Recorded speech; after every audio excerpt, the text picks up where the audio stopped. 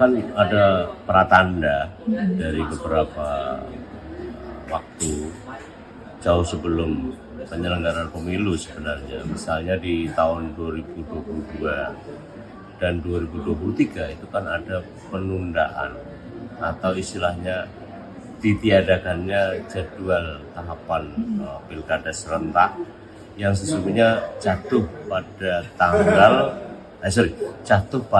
2022 untuk hasil pilkada atau hasil kepala daerah dan wakil kepala daerah dalam pilkada tahun 2017 dan 2018 untuk 2023 yang angkanya saya tidak hafal, tapi saya punya datanya, nanti dicek di data yang tadi saya presentasi.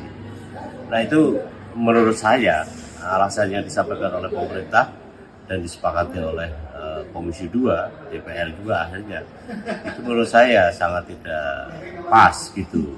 Dan kalau kita tarik ke belakang sehingga posisinya sekarang rupanya itu bagian dari apa yang saya sebut sebagai segregasi politik, karena tampaknya itu adalah urusan publik yang terlalu penting ini menjadi urusan yang tidak masuk akal menurut saya, dan landasan konsepsinya itu jelas dilanggar. Menurut saya begini, di Deklarasi Hak Asasi Manusia itu disebut bahwa pemerintah kehendak rakyat adalah sebagai dasar pemerintahan. Jadi semua pemerintahan itu lahir dari proses pemilu atau pilkada. Nah, dengan ditiadakan itu lalu dibentuk PJ atau PLH gitu ya, maka itu sesungguhnya tidak berdasar. Karena dari mana mandat? Karena mandat setiap pemerintah itu berasal dari rakyat.